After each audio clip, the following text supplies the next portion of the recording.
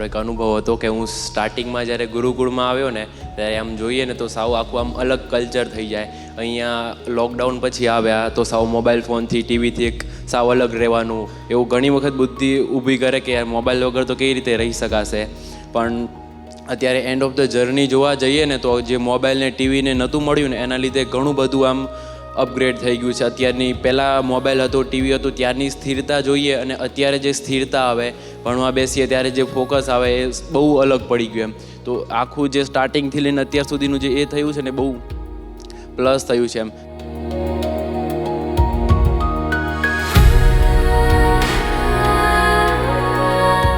ત્યાં ઘરે હતો તો આજુબાજુના બધા ફ્રેન્ડ્સ હોય તો એ બધા વિષયકારી વાતો કરતા હોય, આમ ગાળો બોલતા હોય, અપશબ્દો બોલતા હોય. જો ત્યાં ને ત્યાં રહી ગયા હોત ને તો અત્યારે એમ એવું થાત કે બહુ બધું આમ ચૂકી ગયા છીએ આપણે. બટ જે અહીંયા આવ્યા ને તો એના પછી આખું એક અલગ જ જોવા મળ્યું એમ. પૂછે છે હું ગુરુકુળમાં 8th સ્ટાન્ડર્ડમાંથી આવ્યો 2018માં. પછી 2 વર્ષ જેવું ગુરુકુળમાં રહ્યો ને પછી કોવિડને એવું આવ્યું ને ત્યારે પાછો ગુરુકુળમાં 1.5-2 વર્ષનો પોઝ હતો તો ત્યારે પાછો ઘરે ગયો. અને પછી જ્યારે કોલેજ સ્ટાર્ટ થઈ ને ત્યારે ફર્સ્ટ યરમાં કોલેજની જ હોસ્ટેલમાં હતો. એ ત્યાં બધા ફ્રેન્ડ્સને બધા હોય ને કુસંગ ને એવું થાય, પછી વ્યસનમાં હોય એટલે વાતાવરણ છે ને બહુ જ પેલું હતું એમ. એટલે જે 2 વર્ષ પહેલાં ગુરુકુળમાં રહ્યો હતો ને તો એ જે સાચી ડાયરેક્શન ને બધું જે શિબિર ને સંસ્કાર સિંચનના લીધે જે બધું મળેલું ને એના લીધે હું એ એટલે ખોટી ડાયરેક્શનમાં ગયો નહીં એમ. એટલે એ જે મેઇન હતું ને કે ખરેખર દાદાના લીધે બચી ગયો એમ. એવું પણ કહી શકાય કે ગુરુકુળ એ મારી લાઈફનો સૌથી સારો ટર્નિંગ પોઈન્ટ છે.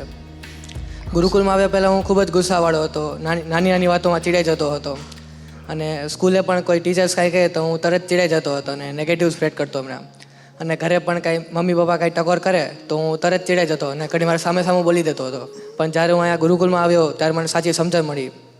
મેં આ બધી નાની નાની વાતો સ્ટાફે મને શેર કરી, આ દાદા વાણીઓ વાંચી, સત્સંગ અટેન્ડ કર્યા, સંસ્કાર સિંચનની શિબિરો ભરી અને પછી મને સાચું સમજાયું કે જે મા બાપ હોય કે શિક્ષક હોય તેમનું મહત્ત્વ કેટલું હોય છે, તેમના આપણા પર કેટલા ઉપકાર હોય છે.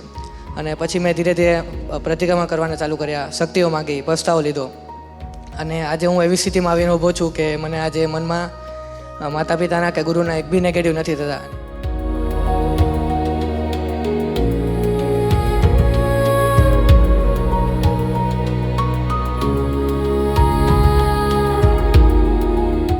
કે આવ્યો ને ત્યારે નેગેટિવ વિષય વિકાર કમ્પેરિઝન એના દોષો બહુ જ હતા. પણ પછી જ્યારે 9th સ્ટાન્ડર્ડમાં આવ્યો ત્યારે મારો મેઇન યુટર્ન શરૂ થયો અને સ્ટાફ મેમ્બર થકી જોયું ને તો એમની પ્રેમવાળી અને કડકાઈની બેની રીત એટલી સરસ હતી ને કે પછી તેઓ પાછળથી જ સમજાવી દેતા કે કઈ રીતે આનો અર્થ શું હતો, તને શું કામ આવું કર્યું. તો પાછળ પછી અંદરથી જ એવું થઈ ગયું કે ના આ વસ્તુ મારે કરવી છે. અને આખી દેખાય કે પછી ઘરે જઈએ ને તો અમુક તારણ દેખાય કે આપણે અલગ હોય ને અમારા ફ્રેન્ડ્સ અલગ હોય. ભલે પછી તે બહાર અમુક રિલેટિવની વસ્તુમાં મજા કરતા હોય બહાર, અહીંયા અમારે થોડું કોમ્પ્રોમાઇઝેશન થાય. પણ જે અંદરથી અમને જે સુખ દેખાતું હોય ને આખું બહાર જેને અલગ જ દેખાય. અને બહાર પણ કોઈ પણ ફેમિલીના પ્રસંગમાં જઈએ ને તો આખા અલગ જ તરી આવે અને આખું અંદરથી દેખાય કે કઈ રીતે રિયલમાં આગળ આખી આમ પ્રગતિ થઈ છે. તો એક ખૂબ જ એવો સારો એક્સપિરિયન્સ છે. સરસ.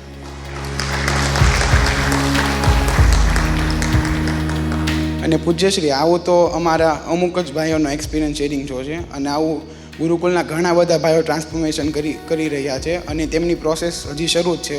અને એવું સમજાય છે કે આ ટ્રાન્સફોર્મેશનની પ્રક્રિયા જ્ઞાની થકી જ થાય છે અને જ્ઞાનીના આશીર્વાદથી જ થાય છે.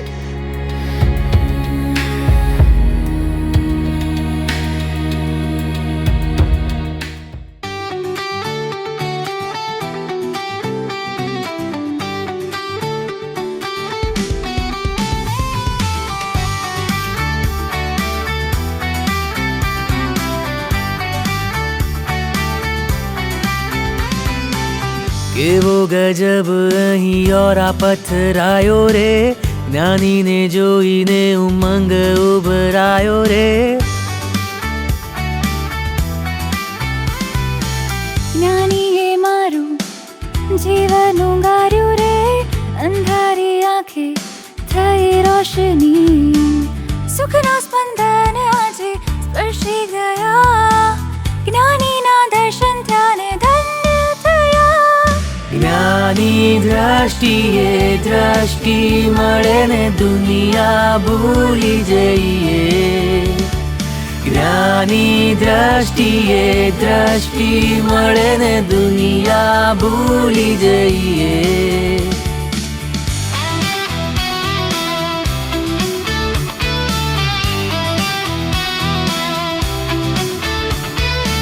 જ્ઞાનીની પાસે સમય થંભી જાય, બુદ્ધિ અહંકાર શાંત થઈ જાય.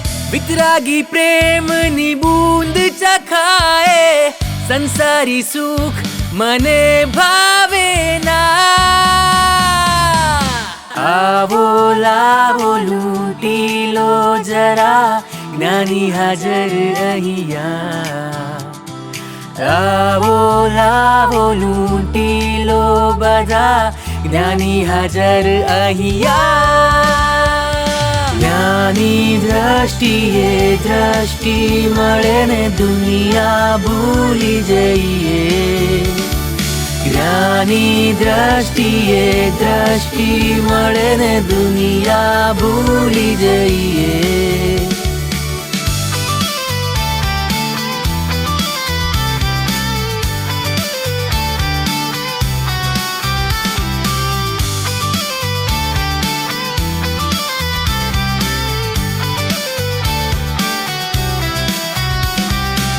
કેવું સુંદર પુણ્ય એ બંધાયું, જ્ઞાની સમીપે રહેવાનું. કેવું સુંદર પુણ્ય એ બંધાયું, જ્ઞાની સમીપે રહેવાનું. ભાવો સાકાર થયા છે, જ્ઞાનીનો હાથ મારે માથે. ભાવો સાકાર થયા છે, દાદાનો હાથ મારે માથે. જ્ઞાની દ્રષ્ટિએ દ્રષ્ટિ મળે ને દુનિયા ભૂલી જઈએ. જ્ઞાની દ્રષ્ટિએ દ્રષ્ટિ મળે ને દુનિયા ભૂલી જઈએ. આવો લાવો લૂંટી લો જરા, જ્ઞાની હાજર અહીંયા. આવો લાવો લૂંટી લો બધા, જ્ઞાની હાજર અહીંયા. જ્ઞાની દ્રષ્ટિએ દ્રષ્ટિ મળે ને દુનિયા ભૂલી જઈએ. જ્ઞાની દ્રષ્ટિએ દ્રષ્ટિ મળે ને દુનિયા ભૂલી જઈએ. જ્ઞાની દ્રષ્ટિએ દ્રષ્ટિ મળે ને દુનિયા ભૂલી જઈએ. જ્ઞાની દ્રષ્ટિએ દ્રષ્ટિ મળે ને દુનિયા ભૂલી જઈએ. જ્ઞાની દ્રષ્ટિએ દ્રષ્ટિ મળે ને દુનિયા ભૂલી જઈએ. જ્ઞાની દ્રષ્ટિએ દ્રષ્ટિ મળે ને